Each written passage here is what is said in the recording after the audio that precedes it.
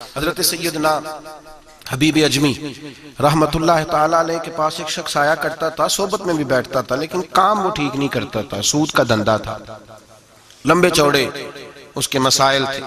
حالانکہ ایک ہی بیٹی تھی، وہ بھی دونوں ٹانگوں سے معذور تھی، دونوں ٹانگوں سے معذور، بڑے حکیم طبیب دکھائے لیکن بچی کو شفا نہیں ہوتی۔ شخص بھی اپنے مزاج کے لحاظ سے اچھا نہیں تھا۔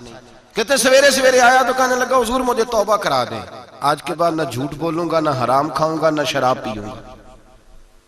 تو کہتے ہیں جتنے لوگ بیٹھے تھے کان کھڑے ہو گئے، کہا تجھے کیا ہوا؟ کہنے لگا 11-12 سال کا نوجوان آیا، مجھے توبہ کرا گیا، چڑھتی جوانی، 11-12 سال 14-15 سال کا بچہ مجھے توبہ کرا گیا۔ تو کہتے ہیں ہم محو حیرت ہوئے کہ اتنا سا بچہ؟ تو کہتے ہیں کسی نیک باپ کا بیٹا تھا، کسی پرہیزگار ماں کا بیٹا تھا، گھر میں تربیت ہوئی۔ اتنے بچے تو خانقاہ بھی نہیں جاتے، اتنے سے بچے تھوڑی کسی ادارے کے فارغ التحصیل ہوتے ہیں، کس مدرسے سے پڑھے ہوتے ہیں؟ کہتے ہیں چھوٹی سی عمر۔ تو کہا جناب آپ کو کیسے ملا؟ تو وہ شخص کہنے لگا حضور کل میں گیا بازار، میں نے بغداد کے چوک سے 10 کلو مچھلی بھی خرید لی اور کچھ اور ضرورت کی چیزیں بھی، مہمان آنے تھے، وہ سارا کچھ خرید کے میں جب نکلا تو سامان زیادہ ہو گیا۔ چوک میں مزدور بیٹھے ہوتے تھے، میں نے کہا بھئی میرے ساتھ فلاں محلے تک سامان پہنچانا ہے۔ وہ بچہ کہنے لگا چچا اگر میں چلوں تو، میں نے اس کو ایڈریس وغیرہ بتلایا تو 3 دینار مزدوری طے ہو گئی سامان گھر پہنچانے کی۔ کہتے میرے ساتھ وہ نکلا اور جب رستہ طے کرنے لگا تو رستے میں گرمی بڑی سخت تھی، ظہر کا وقت تھا، ذرا ہم نے چند قدم اٹھائے، 2-4 گلیاں گزرے تھے کہ اذان ظہر کی آواز آنے لگی۔ تو کہتے ہیں بڑی منت کے انداز میں، بڑی گزارش کے انداز میں میری طرف دیکھا، عمر چھوٹی سی ہے، کہنے لگا چچا اگر اجازت مل جائے تو میں ظہر کی نماز پڑھ لوں۔ کہتے ہیں میں ایک جگہ پھٹے پہ بیٹھ گیا اور گپے کرنے لگا، سامان وہاں رکھا، میں نے کہا پڑھ لے نماز۔ کہتے ہیں بچہ نماز پڑھنے چلا گیا، باقی لوگ دیر سے آئے، وہ نماز پڑھ کے جلدی آ گیا۔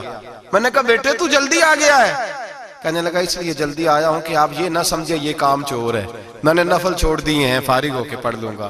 کہتے ہیں سامان اٹھایا، رستے میں گرمی شدت کی تھی، اس کا پسینہ بہنے لگا، میں آگے بڑھا، میں نے کہا بیٹے سامان تھوڑی دیر کے لیے مجھے دے دو، گرمی زیادہ ہے۔ کہنے لگا چچا کسی کا تربیت یافتہ ہوں، کسی نے ٹریننگ دی ہے، کہا ماں باپ نے کہا تھا حرام لقمہ گھر نہ لانا، کہا بات کیا ہوئی؟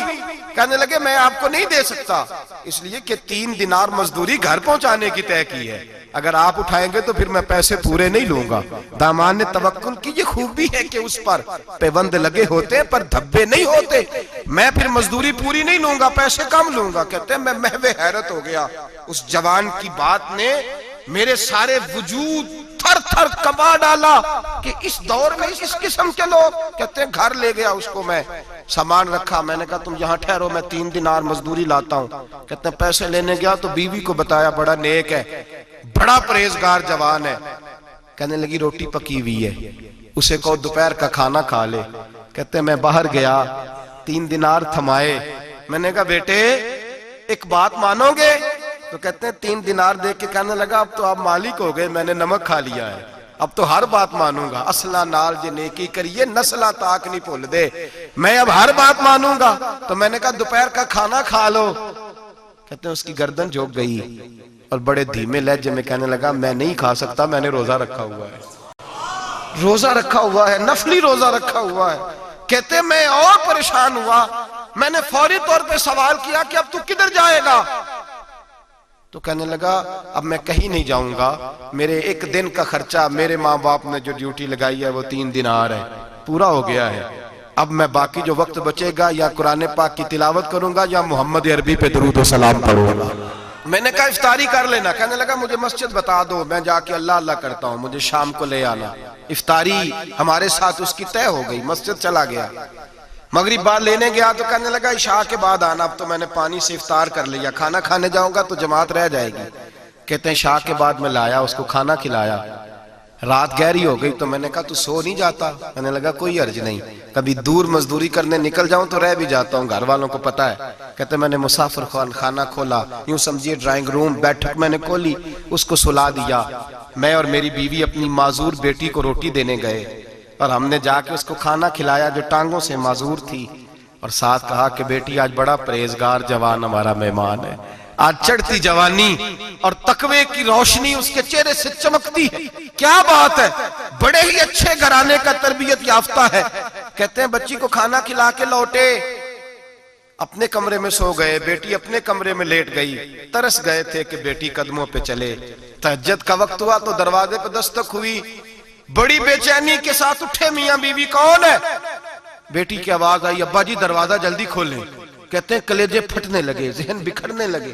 سوچے ہیں کہ وہ 2-1 منٹ ہمارے اوپر پہاڑ بننے لگے. دروازہ کھولا تو وہ بیٹی جس کے لیے ترس گئے تھے کبھی چلے گی, وہ اپنی ٹانگوں پہ کھڑی ہے. کبھی دوڑ کے ادھر جاتی, کبھی دوڑ کے ادھر آتی. بیٹیاں پریشانی کا فون کر دیں تو پھر بھی آنسو نکل آتے ہیں, اور بیٹی گھر میں خوشی آ جائے تو پھر بھی ماں باپ رو کے ہی شکر ادا کرتے ہیں. ان کے لیے روتے ہی رہتے ہیں. کہتے ہیں میں تڑپ گیا. بیوی بھی رونے لگی, بیٹے یہ کیا ہوا؟ ہم تو مایوس ہونے لگے تھے معاذ اللہ کہ اب تو ٹھیک نہیں ہوگی, کیا ہوا؟ کہنے لگے ابا جی اماں جی آپ نے بتایا نا نیک جوان آیا ہے, نیک آیا ہے, تو میں آپ چلے گئے تو میرے دل میں خیال آیا اے اللہ اگر وہ واقعی نیک ہے تو اس کے صدقے مجھے شفائی عطا فرما دے. یا ایھا الذین آمنوا اتقوا اللہ وابتغوا الیہ الوسیلہ, اے اللہ صحت ہی دے دے. کہتے ابھی میری دعا بھی پوری نہیں ہوئی کہ میرا وجود حرکت کرنے لگا, اور یہ دیکھو میں اٹھ کے کھڑا ہو گئی ہوں. کہتے ہیں ہم لوگوں نے یہ دیکھا تو بھاگے اس کے کمرے کی جانب. جب دروازے پہ ہاتھ رکھا تو دروازہ کھل گیا. آگے گئے تو پلنگ خالی تھا, ایک رکا چھوڑ گیا ہے.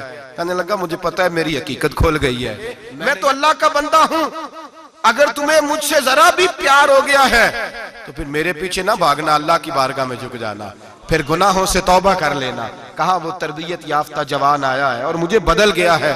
میرے بھائی ماں باپ کی ذمہ داری اولاد کو نکھارنا ہے, ان کو سنوارنا ہے.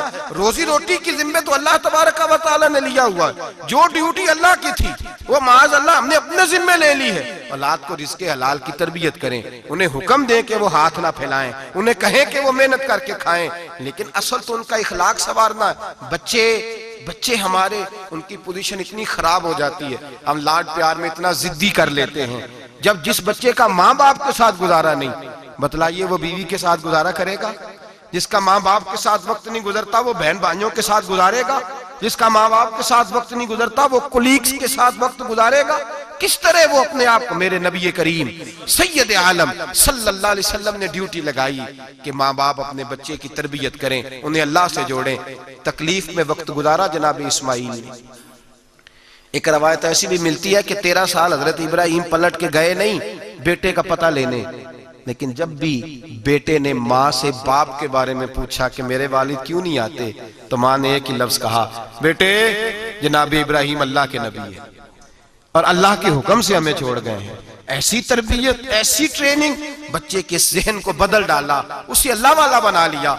اور ہمارے مفسرین نے بحث کی ہے کہ جناب اسماعیل جو اللہ کی راہ میں قربان ہونے کو تیار ہو گئے, ان کے سینے میں جو رب کریم کا اتنا پیار موجزن ہوا کہ وہ گردن کٹانے پہ تیار ہو گئے. تو فرماتے ہیں یہ تربیت جناب ہاجرہ کی تھی, یہ ٹریننگ حضرت وہ فیضان نظر تھا, یہاں کے مکتب کی کرامت تھی. سکھائے کس نے اسماعیل کو آداب فرزندی؟ میرے بھائی یہ جناب ہاجرہ نے تربیت دی.